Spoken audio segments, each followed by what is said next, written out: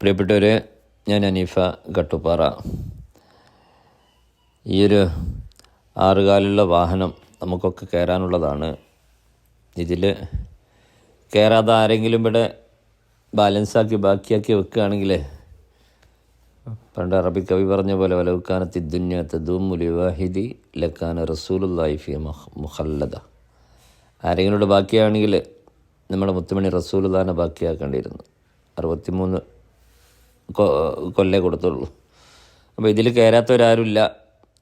കയറ്റത്തിന് ഇറക്കമുണ്ടാവും, ജനനത്തിന് മരണം ഉണ്ടാവും. അതൊരു വ്യക്തമായ സത്യമാണ്, നമുക്ക് അറിയുന്നതാണ്. പക്ഷേ നമ്മൾ ഡേറ്റ് നമുക്ക് അറിയില്ല. അതുകൊണ്ട് ലാവിഷാവുന്ന ലൈഫ് അടുത്ത വർഷം അല്ലെങ്കിൽ ഇത്തിരി വർഷം കഴിഞ്ഞിട്ട് 10 വർഷം 20 വർഷം 20 വർഷം കഴിഞ്ഞിട്ട് ഇന്ന ഡേറ്റ് 18-ാം തീയതി സൺഡേ 11 മണിക്ക് നീ മരിക്കുമെന്ന് പറഞ്ഞാൽ ലൈഫ് മുന്നോട്ട് പോകില്ല. അപ്പോൾ നമ്മൾ കറക്റ്റ് ഡേറ്റ് നമുക്ക് അറിയാത്തത് കൊണ്ടാണ്. അപ്പോൾ ഞാൻ വിഷയം പറയുന്നത് സ്ഥലം മഹലൊന്നും ഞാൻ പറയുന്നില്ല, ഞാൻ അറിയുന്നവരാണ്. ഒത്തിരി മുമ്പത്താണെന്നാലും മരണമടഞ്ഞ മയ്യത്തിൻ്റെ ഒരു വീട്ടിലെ പള്ളിയിൽ കൊണ്ടുപോയിട്ട് രംഗങ്ങളാണിത്. തർക്കങ്ങൾ ഗ്രൂപ്പിസമാവാം, എന്തുമാവാം. പക്ഷേ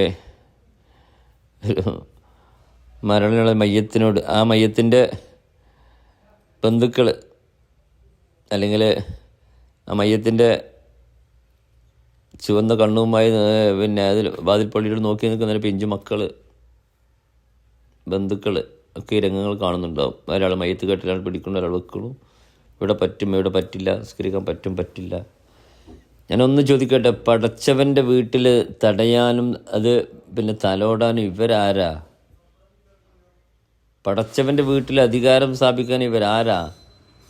ഒരു കമ്മിറ്റിയുടെ ഒരു പേര് എഴുതി വെച്ച ഒരാൾ പ്രസിഡന്റ്, സെക്രട്ടറി, അവർക്ക് എന്ത് അധികാരം പടച്ചവൻ്റെ വീട്ടിൽ വിലങ്ങാനും തലങ്ങാനും? എന്തൊരു ധിക്കാരം, എത്രയൊരു ധാർഷ്ട്യം! ആരായാലും, ഞാൻ സ്ഥലമോ പറയുന്നില്ല, പാർട്ടിയോ പറയുന്നില്ല, ഒരു മരിച്ച മയ്യത്തിനോട്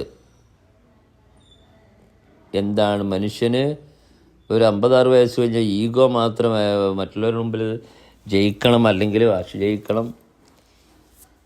വളരെ മോശമായി. ഞാൻ കണ്ടപ്പോൾ ഷെയർ ചെയ്തെന്നുള്ളൂ.